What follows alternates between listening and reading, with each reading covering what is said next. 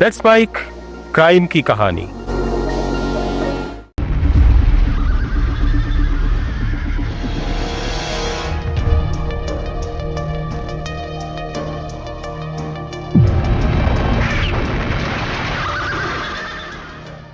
नमस्कार दोस्तों, यूपी और बिहार के बाहुबलियों की कहानी में आपने देखा कि विधायक की कुर्सी कैसे अपराध को सुरक्षा देती है। लेकिन आज हम आपको ले चलेंगे एक ऐसी दुनिया में जहां विधायक की कुर्सी नहीं बल्कि बीहड़ की बंदूक सत्ता चलाती। आज हम बात करेंगे उस नाम की जिसने चंबल और बुंदेलखंड के बीहड़ों को 30 साल तक हिला कर रखा। ददुआ यानी शिव कुमार पटेल।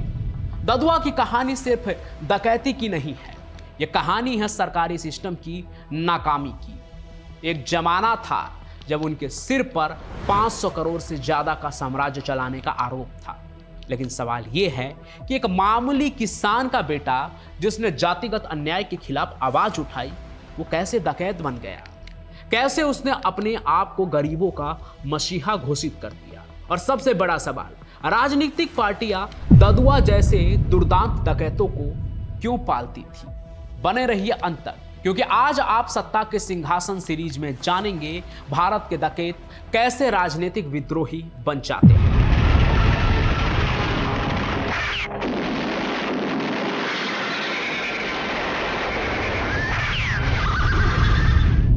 ददुआ का जन्म 1950 के दशक में चित्रकूट के एक गरीब किसान परिवार में हुआ।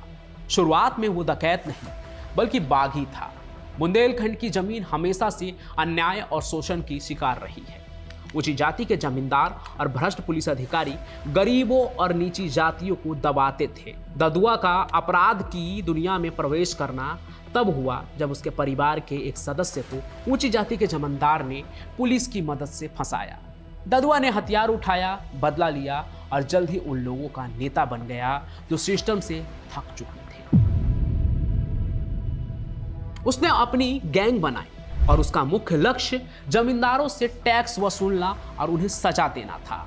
वो पैसा लूटता, उनके साथ ही गरीबों की लड़कियों की शादी करवाता, मंदिर बनवाता और उन लोगों की मदद करता जिनके पास कोई सहारा नहीं था। ददुआ का बिजनेस मॉडल सोशल था। उसने खुद को दलितों और शोषितों के रक्षक के रूप में स्थापित किया। इससे उसे एक ऐसा मानव कवच मिला जिसे पुलिस या प्रशासन कभी भेद नहीं पाया। यानी ददुआ जनता के बीच उसका मसीहा बन गए, लोगों की तमाम मदद करते, उनके रॉबिन हुड बन गए। ऐसे में जब पुलिस उनके करीब पहुंचती तो उनके लिए वही लोग ढाल बन जाते जो कहते कि पहले मुझसे गुजरना पड़ेगा तब तुम ददुआ के पास पहुंचोगे। लोग ददुआ को वो हर सूचना देते थे जिससे कि वो पुलिस और प्रशासन से बच सके। उसे पैसे देते थे और बदले में वो उन्हें सुरक्षा देता था। मतलब आप देख रहे हैं ददुआ की कहानी बाकी किसी भी विधायक बाहुबली की कहानी से बहुत अलग है।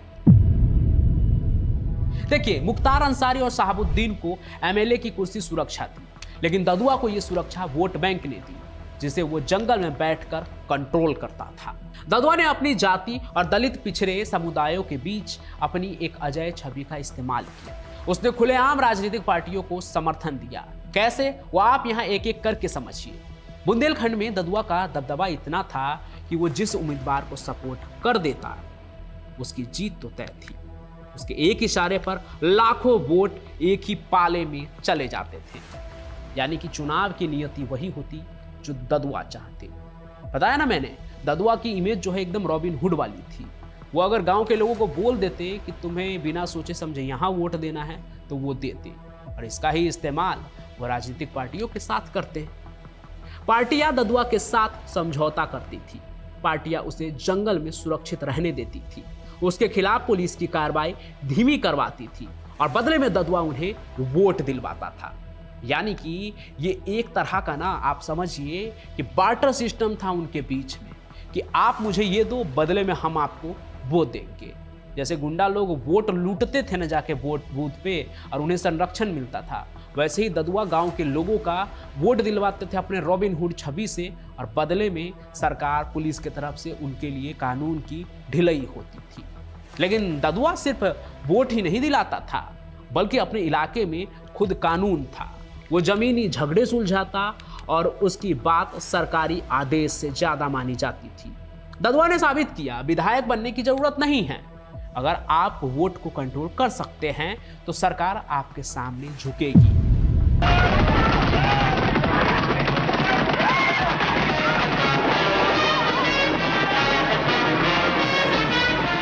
ददुआ का साम्राज्य कैसे चला? उनका साम्राज्य क्या डकैती से चला? नहीं, वो डकैती के पुराने मॉडल से काफी अलग काम करते थे। उनका मॉडस ऑपरेंडी जो है ना बहुत अलग होता था।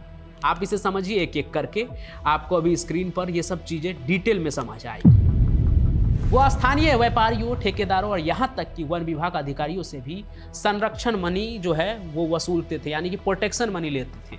जैसे आप बड़े बड़े शहरों में देखते हैं एक्सटॉर्शन चलता है कि जान की सलामती चाहिए तो पैसे दो, वैसा ही था उनका भी।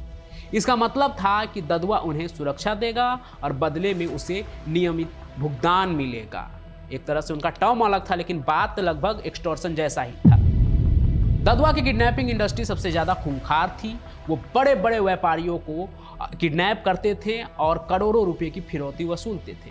ये पैसा उसके गैंग के हथियार, इंफॉर्मेशनल नेटवर्क और सुरक्षित पनाहगारों को बनाने में इस्तेमाल होता था, जिससे कि वो आगे भी एक्टिविटी अपनी जारी रखे। बुंदेलखंड के जंगलों में लकड़ी तस्करी और वन उपज का बड़ा कारोबार था। ददुआ की अनुमति के बिना यहाँ एक पत्ता भी नहीं हिल सकता था। वो इस अवैध कारोबार को संरक्षण देकर कमीशन लेता था। ददुआ का साम्राज्य 500 करोड़ का माना जाता था। यह साम्राज्य उसके जनता के नेता होने के मुखौटे के पीछे चलता था। पर सवाल यह है कि इतना बड़ा साम्राज्य आखिर गिरा कैसे? ददुआ को पुलिस नहीं बल्कि राजनीतिक बदलाव ने मारा।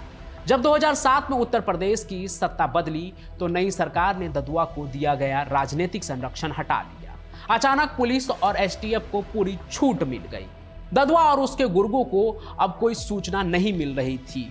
जिन नेताओं ने उसे पाला था उन्होंने उनसे आंख फेर ली।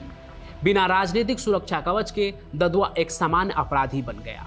2007 में उत्तर प्रदेश एसटीएफ ने उसे एक भयंकर मुठभेड़ में मार गिराया। हालांकि ददुआ का रिकॉर्ड रहा था कि पुलिस कितनी भी आई उन्हें पकड़ने, कितनी भी रेड हुई, कितने बार भी दस्ता उनके आसपास घूमा, ददुआ पकड़े नहीं जाते थे। लोगों की मदद से वो बच ही निकलते थे। लेकिन इस बार उनकी तारीख तय हो गई थी और वो मार दिए गए। कुल मिलाकर ददुआ का अंत साबित करता है कि भारत में बाहुबली सिर्फ बंदूक के दम पर नहीं जीतते, बल्कि राजनीतिक संरक्षण के दम पर टिके रहते हैं। जब संरक्षण हटता है तो उनकी पूरी इमारत ताश के पत्तों की तरह ढह जाती है। तो दोस्तों, ददुआ की कहानी हमें सिखाती है कि कैसे सामाजिक और जातिगत अन्याय अपराधियों को नायक बनने का मौका देता है। ददुआ की डकैती, जमींदारी, शोषण के खिलाफ एक अजीबोगरीब रिएक्शन थी।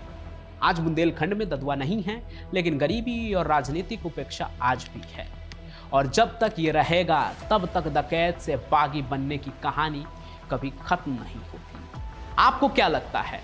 क्या ददुआ को सिर्फ अपराधी मानना चाहिए था या उस सामाजिक सिस्टम का शिकार जिसने उसे जन्म दिया? आप जो भी सोचते हैं वो कमेंट में जरूर लिखें। साथ ही साथ आज की इस कहानी में आपको एक चीज और पता चली होगी कि देखिए, जब तक संरक्षण रहा तब तक सब कुछ अच्छा था। जब तक सरकार को अपराधी से मदद मिलती रही, उन्हें वोट बैंक मिलता रहा, तब तक सब अच्छा था।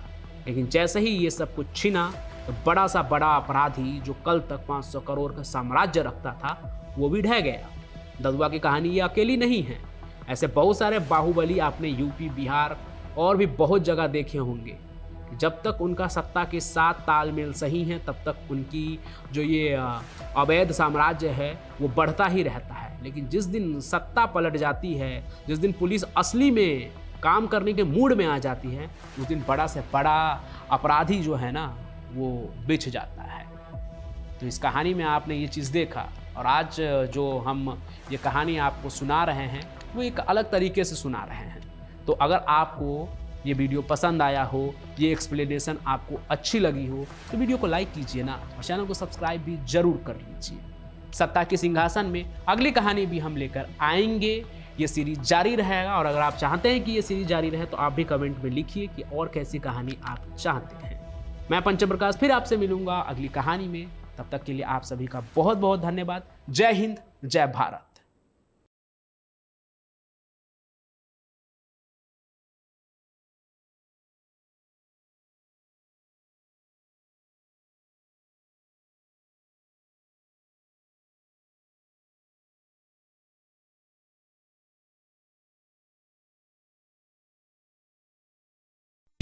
आप सुन रहे थे let's mike more than radio.